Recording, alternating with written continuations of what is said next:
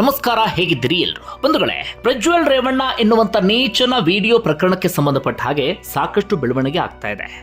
ಮಗ ಪ್ರಜ್ವಲ್ನನ್ನ ರಕ್ಷಿಸೋಕೆ ಹೋಗಿ, ಈ ಪ್ರಕರಣದಿಂದ ಬಚಾವ್ ಮಾಡೋದಕ್ಕೆ ಹೋಗಿ ಏನೇನೋ ಸರ್ಕಸ್ ಮಾಡಿ ಒಂದಷ್ಟು ಎಡವಟ್ಟನ್ನ ಮಾಡಿ ಕಿಡ್ನಾಪ್ ಪ್ರಕರಣದಲ್ಲಿ ಅಪ್ಪ ರೇವಣ್ಣ ಜೈಲು ಸೇರುವಂತ ಪರಿಸ್ಥಿತಿ ಎದುರಾಗಿತ್ತು. ಕೊನೆಗೂ ಜಾಮೀನು ಸಿಕ್ಕಿದೆ. ಸದ್ಯ ಇವತ್ತು ಜೈಲಿನಿಂದ ರೇವಣ್ಣ ಬಿಡುಗಡೆ ಆಗಿದ್ದಾರೆ. ಇನ್ನು ಜಾಮೀನು ಸಿಗೋಕ್ಕೂ ಹಿಂದಿನ ದಿನ ಈ ಪ್ರಕರಣಕ್ಕೆ ಸಂಬಂಧಪಟ್ಟ ಒಂದು ಪ್ರಮುಖ ಬೆಳವಣಿಗೆ ಆಗಿತ್ತು.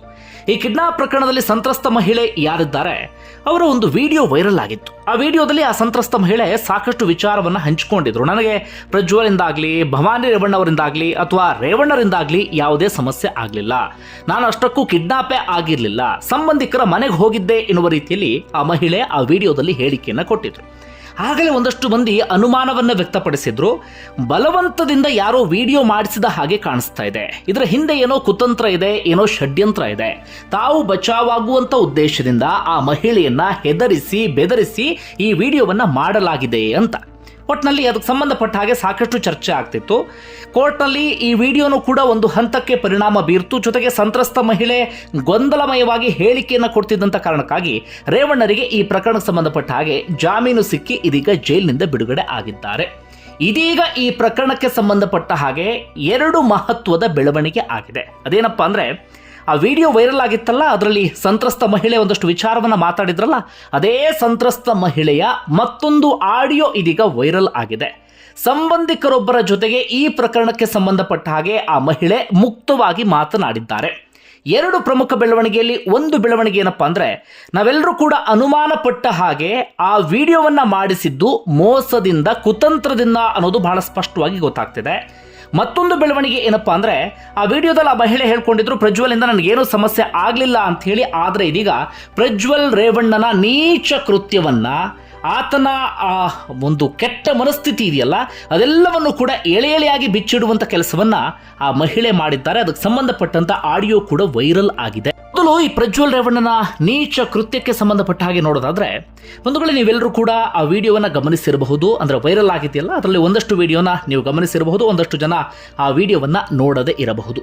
ಆ ವಿಡಿಯೋದಲ್ಲಿ ನಾವು ಬಹಳ ಬೇಸರ ಆಗುವಂತ ವಿಚಾರ ಅಂದ್ರೆ, ಈ ಮಹಿಳೆಗೆ ಸಂಬಂಧಪಟ್ಟ ಹಾಗೆ ಹೆಚ್ಚು ಕಡಿಮೆ ಒಂದು 55ರಿಂದ 60 ವರ್ಷ ವಯಸ್ಸಿನ ಮಹಿಳೆ, ಪ್ರಜ್ವಲ್ ರೇವಣ್ಣ ತಾಯಿಯ ವಯಸ್ಸಿನ ಮಹಿಳೆ. ಆ ಮಹಿಳೆ ಬೇಡ್ಕೊಂಡ್ರು, ಕೇಳಿಕೊಂಡ್ರು, ಈ ಪ್ರಜ್ವಲ್ ರೇವಣ್ಣ ಎನ್ನುವಂತ ನೀಚ ಆ ಮಹಿಳೆಯನ್ನ ಬಿಡೋದಿಲ್ಲ. ಅಷ್ಟು ಮಾತ್ರ ಅಲ್ಲ, ಆ ಕೃತ್ಯವನ್ನ ತನ್ನ ಕೈಯಾರೆ ಫೋನ್ನಲ್ಲಿ ವಿಡಿಯೋ ಕೂಡ ಮಾಡ್ಕೊಳ್ತಾನೆ. ಆಗಲೇ ಒಂದಷ್ಟು ಮಂದಿ ಬೇಸರವನ್ನ ಹೊರ ಹಾಕಿದ್ರು, ಎಂತ ನೀಚನಪ್ಪ ಅಂತ ಹೇಳಿ. ಇದೀಗ ಅವತ್ತೇನಾಯ್ತು ಅನ್ನೋದನ್ನ ಆ ಮಹಿಳೆ ಆಡಿಯೋದಲ್ಲಿ ನೀಟಾಗಿ ಹೇಳ್ತಾ ಹೋಗ್ತಾರೆ. ಅವ್ರು ಹೇಳಿದ್ದೇನಪ್ಪ ಅಂದ್ರೆ, ಪ್ರಜ್ವಲ್ ರೇವಣ್ಣ ಹತ್ರ ಬಂದಂತ ಸಂದರ್ಭದಲ್ಲಿ ಆ ಮಹಿಳೆ ಹೇಳ್ತಾರಂತೆ, ಕೂಲಿ ಮಾಡೋದಕ್ಕೆ ಬಂದಿದ್ದೀವಿ, ನನಗೆ ಮಕ್ಕಳಿದ್ದಾರೆ, ಮೊಮ್ಮಕ್ಕಳಿದ್ದಾರೆ, ದಯವಿಟ್ಟು ಮುಟ್ಟಬೇಡಿ ಅಂತ ಬೇಡಿಕೊಂಡೆ. ಆದರೆ ಪ್ರಜ್ವಲ್ ರೇವಣ್ಣ ಬಿಡ್ಲಿಲ್ಲ.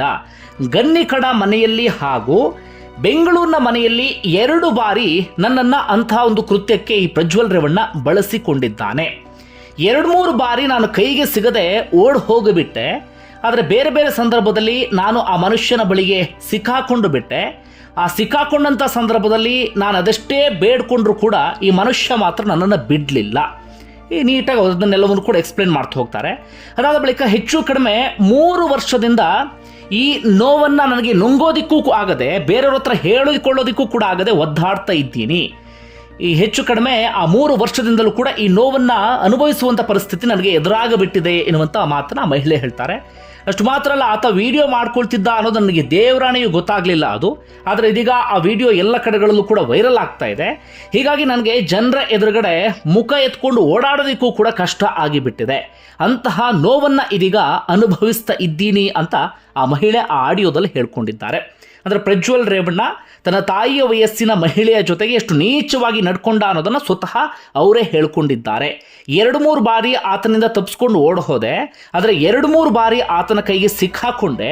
ವಿಡಿಯೋ ಮಾಡ್ತಿದ್ದಾನೆ ಅನ್ನೋದು ಕೂಡ ಗೊತ್ತಿರಲಿಲ್ಲ. ನನ್ನನ್ನು ಅತ್ಯಂತ ಕೆಟ್ಟದಾಗಿ ಆತ ನಡೆಸ್ಕೊಂಡು ಬಿಟ್ಟ. ಮಕ್ಕಳಿವೆ, ಮೊಮ್ಮಕ್ಕಳಿವೆ ಇದ್ದಾರೆ ಅನ್ನೋದನ್ನು ಕೇಳಿದ್ರು ಕೂಡ, ಬೇಡ್ಕೊಂಡ್ರು ಕೂಡ ಆತ ಯಾವುದಕ್ಕೂ ಒಪ್ಪಲಿಲ್ಲ ಎನ್ನುವಂಥ ಮಾತನ್ನ ಆ ಮಹಿಳೆ ಹೇಳಿದ್ದಾರೆ. ಇದು ಒಂದು ವಿಚಾರ. ಮತ್ತೊಂದು, ಆ ಮಹಿಳೆ ಕಿಡ್ನಾಪ್ ಪ್ರಕರಣಕ್ಕೆ ಸಂಬಂಧಪಟ್ಟಾಗ ಏನೇನಾಯಿತು ಅನ್ನೋದನ್ನು ಕೂಡ ಅವ್ರು ಹೇಳಿದ್ದಾರೆ. ಬಾಬಣ್ಣ ಎನ್ನುವಂಥ ವ್ಯಕ್ತಿ ಆ ಮಹಿಳೆಯನ್ನು ಕರ್ಕೊಂಡು ಹೋಗ್ತಾರಂತೆ. ಸ್ವಲ್ಪ ದಿನಗಳ ಕಾಲ ನೀವು ಬೇರೆ ಕಡೆಯಲ್ಲಿ ಇರಬೇಕಾಗತ್ತೆ ಅಂತ ಹೇಳಿ ಕೊನೆಗೆ ಅವರ ಸಂಬಂಧಿಕರ ಮನೆಗೆ, ಅಂದರೆ ರೇವಣ್ಣನವರ ಸಂಬಂಧಿಕರ ಮನೆಗೆ ಈ ಮಹಿಳೆಯನ್ನು ಕರ್ಕೊಂಡೋಗಿ ಒಂದಷ್ಟು ದಿನಗಳ ಕಾಲ ಅಲ್ಲಿ ಇಡ್ತಾರಂತೆ. ಫೋನನ್ನು ಕೂಡ ಆ ಮಹಿಳೆ ಕೈಗೆ ಕೊಟ್ಟಿರಲಿಲ್ಲ, ಜೊತೆಗೆ ರೂಮಿಂದಲೂ ಕೂಡ ಹೊರಗಡೆ ಬಿಡ್ತಾ ಇರಲಿಲ್ವಂತೆ, ಅಂದರೆ ಆ ಮನೆಯಿಂದ ಹೊರಗಡೆ ಬಿಡ್ತಾ ಇರಲಿಲ್ವಂತೆ. ಈಗ ವಿಡಿಯೋ ಮಾಡಿಸಿದ್ದು ಹೇಗೆ ಅನ್ನೋದನ್ನು ಕೂಡ ಅವ್ರು ನೀಟಾಗಿ ಹೇಳಿದ್ದಾರೆ. ಭವಾನಿ ರೇವಣ್ಣ ಅವ್ರಿಗೆ ಫೋನ್ ಮಾಡ್ತಾರಂತೆ, ಆ ಮಹಿಳೆಗೆ, ಸಂತ್ರಸ್ತ ಮಹಿಳೆಗೆ ಫೋನ್ ಮಾಡ್ತಾರಂತೆ, ಅಂದರೆ ಬೇರೆಯವರ ಫೋನಿಗೆ ಮಾಡಿ ಅವ್ರ ಕೈ ಕೊಡ್ತಾರಂತೆ. ಆಗ ಭವಾನಿ ರೇವಣ್ಣ ಹೇಳ್ತಾರಂತೆ, ನನ್ನ ಮಕ್ಕಳ ಮೇಲೆ ಆಣೆ ಮಾಡ್ತೀನಿ, ನಿನ್ನ ಸೇಫ್ಟಿಯ ಉದ್ದೇಶಕ್ಕೋಸ್ಕರ ವಿಡಿಯೋ ಮಾಡಿಸ್ತಾ ಇದ್ದೀವಿ, ಈ ವಿಡಿಯೋದಲ್ಲಿ ನೀನು ಮಾತಾಡ್ಬಿಟ್ರೆ ನಿನ್ಗೆ ಯಾವುದೇ ರೀತಿಯಲ್ಲೂ ಕೂಡ ಸಮಸ್ಯೆ ಆಗೋದಿಲ್ಲ, ಇಲ್ಲ ಅಂತಾದ್ರೆ ನೀನು 6 ತಿಂಗಳು ಜೈಲಿಗೆ ಹೋಗಬೇಕಾಗತ್ತೆ ಅಂತ ಭವಾನಿ ರೇವಣ್ಣ ಹೆದರಿಸ್ತಾರಂತೆ. ಅಷ್ಟು ಮಾತ್ರ ಅಲ್ಲ, ಹೀಗೆ ವಿಡಿಯೋ ಮಾಡಿ ಆ ವಿಡಿಯೋದಲ್ಲಿ ಇಂಥದ್ದನ್ನೇ ಹೇಳಬೇಕು ಅಂತ ಹೇಳಿಕೊಟ್ರಂತೆ. ಅದೇ ಪ್ರಕಾರವಾಗಿ ಭಯದಿಂದ, ಆತಂಕದಿಂದ ಆ ಮಹಿಳೆ, ಹೌದು ನನಗೆ ಯಾವುದೇ ರೀತಿಯಲ್ಲೂ ಕೂಡ ಸಮಸ್ಯೆ ಆಗಲಿಲ್ಲ, ನಾನು ಕಿಡ್ನಾಪ್ ಆಗಿರಲಿಲ್ಲ ಅಂತ ಆ ವಿಡಿಯೋದಲ್ಲಿ ನಾನು ಹೇಳಿದೆ, ಈಗ ಆ ವಿಡಿಯೋವನ್ನು ಎಲ್ಲ ಕಡೆಗಳಲ್ಲೂ ಕೂಡ ಹರಿಬಿಟ್ಟಿದ್ದಾರೆ ಅಂತ ಆ ಮಹಿಳೆ ಹೇಳಿದ್ದಾರೆ. ಒಟ್ಟಾರೆಯಾಗಿ ಆ ಸಂತ್ರಸ್ತ ಮಹಿಳೆ ಈ ಕುಟುಂಬದ ಕುತಂತ್ರ ಏನು, ಷಡ್ಯಂತ್ರ ಏನು ಅನ್ನೋದನ್ನ ಬಟಾಬೈಲ್ ಮಾಡಿದ್ದಾರೆ. ಒಂದು ಕಡೆಯಿಂದ ಆ ಕುಟುಂಬದ ಮಗ ಪ್ರಜ್ವಲ್ ರೇವಣ್ಣ ಮಾಡಿದಂಥ ನೀಚ ಕೃತ್ಯ, ಅದಾದ ಬಳಿಕ ಆತನನ್ನು ರಕ್ಷಿಸೋದಕ್ಕೆ ಸರ್ಕಸ್ ಮಾಡಿದಂಥ ರೇವಣ್ಣ, ಅದಾದ ಬಳಿಕ ರೇವಣ್ಣನನ್ನ ರಕ್ಷಣೆ ಮಾಡೋದಕ್ಕೆ ಭವಾನಿ ರೇವಣ್ಣ ಮಾಡಿದಂಥ ಈ ವಿಡಿಯೋ ಎನ್ನುವಂಥ ನಾಟಕ ಎಲ್ಲವೂ ಕೂಡ ಇದೀಗ ಬಟಾ ಬಯಲಾಗಿದೆ. ಆದರೆ ಏನು ಮಾಡೋದು, ಅಷ್ಟೊತ್ತಿನೊಳಗಾಗಿ ರೇವಣ್ಣರಿಗೆ ಇದೀಗ ಜಾಮೀನು ಸಿಕ್ಕಿ ಜೈಲಿನಿಂದಲೂ ಕೂಡ ಹೊರ ಬಂದಾಗಿದೆ. ಮುಂದಿನ ಕಾನೂನು ಪ್ರಕ್ರಿಯೆಗಳು ಏನು ಅನ್ನೋದನ್ನ ಕಾದು ನೋಡಬೇಕಾಗಿದೆ. ಇನ್ನು ಪ್ರಜ್ವಲ್ ರೇವಣ್ಣನ ಮತ್ತಷ್ಟು ಕೃತ್ಯವೂ ಕೂಡ ಇದೀಗ ಬಯಲಾಗಿದೆ. ಬಹಳ ಬೇಸರದ ಸಂಗತಿ ಅಂದರೆ 3 ವಿದ್ಯಾರ್ಥಿನಿಯರನ್ನ ಆತ ತನ್ನ ನೀಚ ಕೃತ್ಯಕ್ಕೆ, ಕಾಮತೃಷಿಗೆ ಬಳಸ್ಕೊಂಡಿದ್ದಾನಂತೆ. ಆ 3 ವಿದ್ಯಾರ್ಥಿನಿಯರು ಕೂಡ ಇದೀಗ ಅಧ್ಯಯನವನ್ನ ಅರ್ಧಕ್ಕೆ ಮೊಟಕುಗೊಳಿಸಿಬಿಟ್ಟಿದ್ದಾರೆ. ಕಾಲೇಜಿಗೆ ಹೋಗಿ ತನ್ನ ಸಹಪಾಠಿಗಳ ಜೊತೆಗೆ ಅಥವಾ ಅಲ್ಲಿರುವಂಥ ಟೀಚರ್ಸ್ಗೆ ಮುಖ ತೋರಿಸಲು ಆಗದಂಥ ಪರಿಸ್ಥಿತಿಯಲ್ಲಿ ಆ ವಿದ್ಯಾರ್ಥಿನಿಯರಿದ್ದಾರೆ. ಇನ್ನೊಂದಷ್ಟು ಜನರಿಗೆ ಎಂಗೇಜ್ಮೆಂಟ್ ಫಿಕ್ಸ್ ಆಗಿತ್ತಂತೆ, ಇನ್ನು ಸ್ವಲ್ಪ ದಿನದಲ್ಲಿ ಅವರಿಗೆ ನಿಶ್ಚಿತಾರ್ಥ ನಡೆಯೋದಿತ್ತು. ಆದರೆ ಯಾವಾಗ ಈ ವಿಡಿಯೋ ಎಲ್ಲವೂ ಕೂಡ ವೈರಲ್ ಆಯಿತು, ಇದೀಗ ಅವರ ನಿಶ್ಚಿತಾರ್ಥ ಅಥವಾ ಮದುವೆಯೂ ಕೂಡ ಮುರಿದು ಹೋಗಿಬಿಟ್ಟಿದೆ. ಇನ್ನೊಂದಷ್ಟು ಜನರ ಕುಟುಂಬದಲ್ಲಿ ಬಿರುಕು ಬಂದಿದೆ, ಡಿವೋರ್ಸ್ ಹಂತಕ್ಕೆ ಹೋಗಿಬಿಟ್ಟಿದೆ. ಮನೆಯಲ್ಲಿ ಇರೋದಕ್ಕೆ ಸಾಧ್ಯ ಆಗದೆ, ಹೊರಗಡೆ ಸಂಬಂಧಿಕರು ಮುಖ ತೋರ್ಸಕ್ಕಾಗದೆ, ಹೊರಗಡೆ ಜನರಿಗೂ ಕೂಡ ಮುಖ ತೋರ್ಸಕ್ಕಾಗದೆ ಆ ಮಹಿಳೆಯರು ಇದೀಗ ಒದ್ದಾಡುವಂಥ ಪರಿಸ್ಥಿತಿ ಎದುರಾಗಿದೆ. ಇಲ್ಲಿ ಈ ಮಹಿಳೆಯರೆಲ್ಲರೂ ಕೂಡ ಇಂತಹ ಸಂಕಟವನ್ನು ಅನುಭವಿಸ್ತಾ ಇದ್ರೆ, ಹಣ ಇರುವಂಥ ಅತ್ಯಂತ ಪ್ರಭಾವಿ ಸಂಸದ ಪ್ರಜ್ವಲ್ ರೇವಣ್ಣ ಮಾತ್ರ ಎಲ್ಲ ನೀಚ ಕೃತ್ಯವನ್ನು ಎಸಗಿ ವಿದೇಶಕ್ಕೆ ಹೋಗಿ ತಲೆಮರೆಸ್ಕೊಂಡು ಓಡಾಡ್ತಿದ್ದಾನೆ. ಇಲ್ಲಿಯವರೆಗೂ ಕೂಡ ಸಿಕ್ಕಾಕೊಂಡಿಲ್ಲ.